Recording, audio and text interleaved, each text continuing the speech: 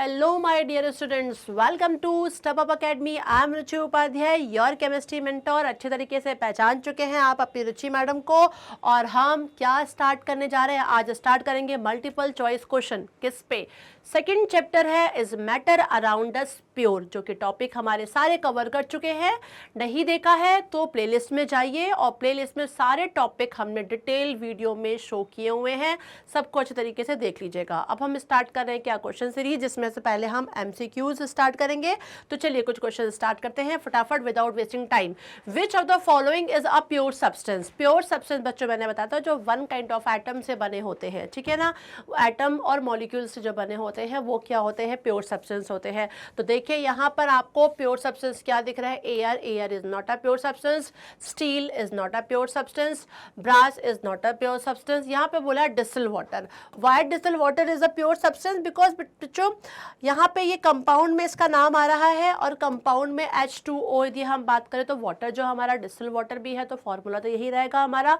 दूसरी चीज़ क्या है, कंपाउंड हो या एलिमेंट हो, ये दोनों के दोनों किस में आते हैं, प्योर सब्सटेंस में आते हैं. कंपाउंड क्यों आते हैं, क्योंकि ये क्या स्पेशली केमिकली कंबाइंड होते हैं और फिक्स प्रपोर्शन बाय मास होते हैं. तो यहाँ पर जो आपके लिए क्या रहेगा option, option will be B रहेगा. क्लियर है. अब नेक्स्ट देख लेते हैं.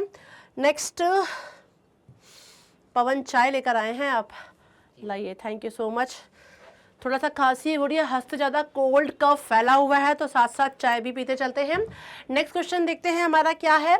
नेक्स्ट इज विच, ये तो आपका ऑप्शन हो गया. Now next, which of the following statement are true for pure substances. थोड़ा सा देख लो, पूछा गया है प्योर सब्सटेंसेस के लिए कौन सा इसमें से स्टेटमेंट ट्रू है. जल्दी देखिए, बताइए कमेंट बॉक्स में. इसका आंसर भी देते जाओ यदि आपको आंसर समझ में आ गया हो तो, नहीं तो मैं तो बताऊंगी. जल्दी से देखिए क्या बोला है. Which of the following statement are true for pure substance. First point दिया हुआ है pure substances contain only one kind of particles. हाँ जी, ठीक है. प्योर सब्सटेंस में बी कंपाउंड और मिक्सचर. नहीं भाई. Pure substances have the same composition throughout. हाँ जी, ये भी सही है. प्योर सब्सटेंसेस कैन बी, सीधे लिखा हुआ है, exemplified by all elements other than nickel. No भाई. तो फर्स्ट एंड थर्ड, तो कहीं फर्स्ट एंड थर्ड आ रहा है, बी आ रहा है हमारा फर्स्ट एंड थर्ड, तो so answer will be first and third हो जाएगा यहाँ पर. चलिए नेक्स्ट देख लेते हैं. Which of the following property does not prove that water is a compound. इन चारों में से सिर्फ कौन सी प्रॉपर्टी है जो ये प्रूफ नहीं कर रही है कि वाटर कंपाउंड है. जल्दी बताइए, जल्दी जल्दी जल्दी जल्दी बताते जाइए कौन सी प्रॉपर्टी है जो इसमें शो नहीं कर रही है. Which of the following property does not prove that water is a compound. 4 option दिए हुए हैं. पहला ऑप्शन है water is made up of 2 different element. हाँ ये सही है भाई, ये तो बात, इसमें कोई गलत नहीं है. हाइड्रोजन और ऑक्सीजन से बना होता है. Which is chemically combined with one another in a fix proportion. हाँ भाई, फिक्स प्रपोर्शन में होता है. एक तो केमिकली कंबाइंड होता है, उसके अलावा फिक्स प्रपोर्शन बाय मास भी होता है. ठीक है, बात हो गई. Water has fix boiling point. ठीक है, ये भी क्लियर है. The constituents of water can not be separated by simple physical method. हाँ जी भाई, नहीं चेंज कर सकते आप. कोई भी सिंपल फिजिकल मेथड लगाओगे तो उसमें आप चेंज नहीं कर सकते. Distil water and tap water have same taste and constituent. तो ये बात समझ में नहीं आ रही है. यहाँ पूछा है which of the following property does not prove that water is a compound. तो इस प्रॉपर्टी से कोई हम ये बात नहीं कर सकते कि वाटर कंपाउंड है. ये तो जनरल सी बात बोल दी गई है. तो ऑप्शन क्या हो जाएगा बच्चों, ऑप्शन विल बी यहाँ पर रहेगा डी. देखिए डी राइट आंसर हो गया. नेक्स्ट क्वेश्चन देख लेते हैं. 2 element X and Y combine to give a product Z. X combined हो रहा है Y के साथ, क्या बना रहा है, Z बना रहा है. The correct statement about Z is, पूछा जा रहा है कि फिर Z के बारे में बताओ भाई, करेक्ट स्टेटमेंट क्या है. Z has more mass than that of X. देखो कहीं ना कहीं मुझे तो ऐसा लग रहा है कि ये सही है. फिर Z has less mass. Less तो हो ही नहीं सकता भाई, दोनों मिलके बन रहे तो कहीं ना कहीं मास ज्यादा ही होगा. Z हैज लेस मास, यहाँ लेस आ गया तो मतलब कोई मतलब ही नहीं है. फिर Z show same property as that of X and Y. कैसे भाई, X and Y different different property, same कैसे हो जाएगी प्रॉपर्टी, तो ये भी पॉसिबल नहीं है. Z has more mass than that of X. X हो या Y होता, इन दोनों से क्या होगा, ज़्यादा ही मास होगा. ठीक है, प्रोडक्ट में इनका. तो ऑप्शन विल बी ए. तो यहाँ ए हो जाएगा। चलिए नेक्स्ट क्वेश्चन देखते हैं, which of the following substance are homogeneous in nature. भाई आइस है, वुड है, सॉइल है और एयर है, बताइए इसमें होमोजीनियस कौन सा, जल्दी बताइए,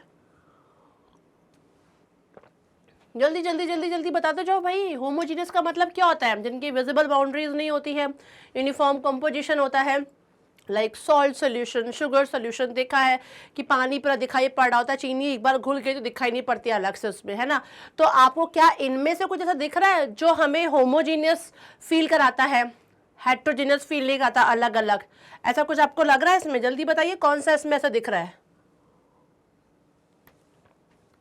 देखो भाई आइज होमोजीनियस दिखता है, ठीक है ना, और एयर माना कि it is a mixture of gases, लेकिन एयर हमें पता है कि एटमॉस्फेयर में एयर है।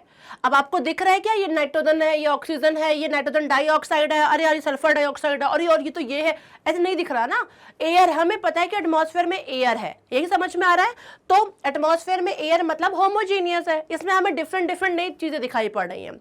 और सेम विद आइज, आइज मतलब हमें बर्फ दिख रहा है और उसके अलावा कुछ दिख रहा है कि और भी कुछ अलग चीज दिखाई पड़ रही है कि आइज में कुछ अलग अलग दिखाई पड़ा नहीं ना, तो डेट इज मतलब कि option will be first and fourth. देख लेते हैं answer, first and fourth C option रहेगा। चलिए नेक्स्ट क्वेश्चन देख लेते हैं, पढ़िए फटाफट क्वेश्चन को, चाय भी पी लिया मैंने।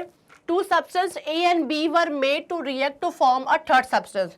ए और बी थे जिन्होंने आपस में रिएक्शन किया और एक थर्ड सब्सटेंस बनाया, जो कि क्या बनाया, A2B बना लिया, A2B बना लिया।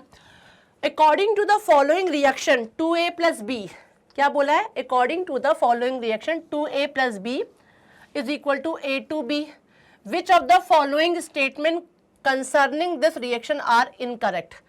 मतलब 2A + B है तो ये बता रहे हैं A2B, ठीक है ना। अब बोल रहे हैं कि इनमें से कौन सा स्टेटमेंट है जो ये बता रहा है कि ये रिएक्शन इनकरेक्ट है। The product AB shows the properties of substance A and B. The product will always have a fixed composition. The product so formed cannot be classified as a compound. The product so formed is an element. तो देखिए पहला लिखा है the product AB show the properties of substance AB. Clear है, एक तो ये line दिख रहा है हमको कहाँ पे। फिर नेक्स्ट है the product will always have a fix composition, ये भी बात देखा जाए तो देखा सही है। The product so form can not be classified as a compound, ये भी सही है। तो आपका देखा जाता है यहाँ पे फर्स्ट सेकंड थर्ड देखा जाए तो second third fourth, first third fourth दिख रहा है। फर्स्ट दिखा मुझे the product so form can not be classified as a compound, the product so formed is an element, ठीक है ना। तो यहाँ पे फर्स्ट थर्ड और फोर्थ मुझे दिख रहा है, फर्स्ट थर्ड एंड फोर्थ सही बता रहे हैं। यहाँ पे देखिए the product AB shows the properties of substance AB, ठीक है। फिर यहाँ पे सीधे ध्यान रखिएगा वर्ड क्या बोला है, statement concerning this reaction are incorrect. ऐसे कौन से जो स्टेटमेंट है वो ये बता रहे हैं कि ये जो रिएक्शन है वो इनकरेक्ट है। तो यही the product AB shows the properties of substance A and B। दूसरी यदि बात करूँ तो क्या, the products of form can not be classified as a compound, सही बात है। The products of form is an element, ये भी इनकरेक्ट है। तो ऑप्शन हमारे जो हो जाएंगे वो फर्स्ट थर्ड एंड फोर्थ हो जाएंगे। चलिए which of the following will not show Tyndall effect. What is Tyndall effect? Tyndall effect होता है स्कैटरिंग ऑफ लाइट, है ना, स्कैटरिंग होती है लाइट की जब। और कोलॉइडल पार्टिकल में देखा जाए तो स्कैटरिंग ऑफ लाइट जब सिंपली देखा जाए तो कि the scattering of light by colloidal particle is known as Tyndall effect. Clear है। अब आपसे इसमें पूछा गया है कि इनमें से किसमें टिंडाल इफेक्ट नहीं होता। टिंडाल इफेक्ट ट्रू सोल्यूशन में नहीं होता है बच्चों, किसमें, true solution. What is true solution? जो होमोजीनियस सोल्यूशन होते हैं। होमोजीनियस मतलब कि जिनके सोल्यूट पार्टिकल बहुत ही स्मॉल होते हैं, इतने स्मॉल कि आप उसको इजीली माइक्रोस्कोप के थ्रू भी नहीं देख सकते हो, मतलब 1 nm इन साइज के होते हैं, इतने स्मॉल होते हैं। तो जब सोल्यूट पार्टिकल इतने स्मॉल होते हैं और जब वो सॉल्वेंट में मिला के सोल्यूशन बनता है तो वो ट्रू सोल्यूशन होता है, जो कि होमोजीनियस होता है और हम नहीं समझ पाते हैं। और इसमें scattering of light is not possible, मतलब कि Tyndall effect is not possible. तो यहाँ पे देखिए कौन सा आपको दिखाई पड़ा है जो लग रहा है ट्रू सोल्यूशन है। Smoke, smoke is not a true solution. Okay, smoke देखा जाए तो ये भी किस में आ जाएगा, स्मोक आपका सिंपली कोलॉइड में ही आएगा, फोम भी कोलॉइड में आएगा, जेली भी कोलॉइड में आएगा, और इन तीनों में ही स्कैटरिंग पॉसिबल है। कौन सा पॉसिबल नहीं है? Salt solution. सॉल्ट सोल्यूशन में Tyndall effect is not possible because salt solution is the true solution. पानी में यदि आप नमक को मिलाते हो तो क्या होता है, आप देखते हो नमक पूरा का पूरा उसमें डिजोल्व हो जाता है। सॉल्ट जब पूरा डिजोल्व हो जाता है तो हमें सिर्फ वाटर दिखाई पड़ता है, और सोल्यूट पार्टिकल इतने स्मॉल होते हैं कि आफ्टर डिजोल्व होने के बाद वो कहीं भी हमें विजिबल नहीं होते हैं, हमें माइक्रोस्कोप के थ्रू भी दिखाई नहीं पड़ रहे होते, बिकॉज वो 1 nm इन साइज के होते हैं। तो इतने स्मॉल होने के कारण ही इनमें नहीं दिखाई पड़ते हैं, इसलिए में टिंडाल इफेक्ट भी पॉसिबल नहीं है। तो ट्रू सोल्यूशन मतलब salt solution will be a right answer. तो देख लेते हैं यहाँ पे right. Now next, the method used to separate a dye from blue ink. Dye को ब्लू इंक से डाई को आपको सेपरेट करना है, तो वो कौन सा मेथड है भाई? सिंपल इवापोरेशन का मेथड है, ठीक है ना। आप में सॉल्ट वाटर का एक सिंपल सा उदाहरण लेती हूँ मैं, कि आप में देखा होगा सी वाटर जो होता है, तो सी वाटर से क्या होता है, वाटर जैसे ही इवापोरेट होता है तो वो सॉल्ट के फॉर्म में बचा मिलता है अपने को, है ना, नमक। वैसे ही यहाँ पे लिखा हुआ है the method used to separate a dye from blue ink, तो dye from blue ink is evaporation से ही आपका पॉसिबल हो पाएगा। तो यहाँ पे आंसर विल बी इवापोरेशन हो जाएगा। The most suitable technique used to separate mixture of different gases from bulk of air can be, by bulk of air का जो मेन है वो है फ्रैक्शनल डिस्टिलेशन। तो सेपरेट करते हैं जब हम mixture of different gases from bulk, ठीक है ना, तो उसमें भी क्या आएगा, फ्रैक्शनल डिस्टिलेशन की प्रोसेस आएगी। और आपको पेट्रोलियम प्रोडक्ट भी पता है, उसमें भी यदि हम बात करते हैं तो फ्रैक्शनल डिस्टिलेशन की प्रोसेस रहती है। Now next is and last question हमारा, which are the following are chemical changes.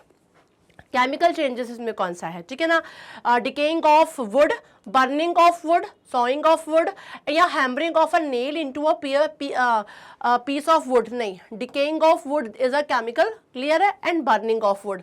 तो these both are a right answer. तो फर्स्ट एंड सेकंड कहीं है क्या? हाँ है यहाँ पे फर्स्ट एंड सेकंड, मतलब कि हमारा first will be a right option. तो यहाँ पे हमारा ये हो जाएगा। तो देखिए बच्चों, ये कुछ मैंने क्वेश्चन आपको एमसीक्यूज बताए हैं, अभी और भी बहुत सारे क्वेश्चन हम लेकर आएंगे। ये मैंने जनरली आपको बताया है कि अभी तक आपने जितना पढ़ा है उनमें से कुछ आपको समझ में आया है कि नहीं आया, तो पहले उन टॉपिक्स को कवर कीजिए एंड इन क्वेश्चन को करिए, ठीक है ना। आगे फिर से आने वाली हूँ असर्शन रीजनिंग के क्वेश्चन लेकर, वेरी शॉर्ट क्वेश्चन भी लेकर, कि आपका जितना भी ये चैप्टर से जितने भी कंफ्यूजन हो वो पूरे के पूरे क्या हो जाए, क्लियर हो जाए। तो लाइक करना बनता है, आप लाइक कीजिए, सब्सक्राइब कीजिए, शेयर कीजिए, और अपने दोस्तों को भी शेयर कीजिए कि उनको भी फ़ायदा हो इतने सारे अच्छे इंपॉर्टेंट वीडियोस का। और बेल आइकॉन को क्लिक नहीं किया है तो जल्दी से उसको भी क्लिक कीजिए कि हमारे इंपॉर्टेंट वीडियोस के नोटिफिकेशन आपको टाइमली मिलते रहें। Thanks for watching this, bye bye.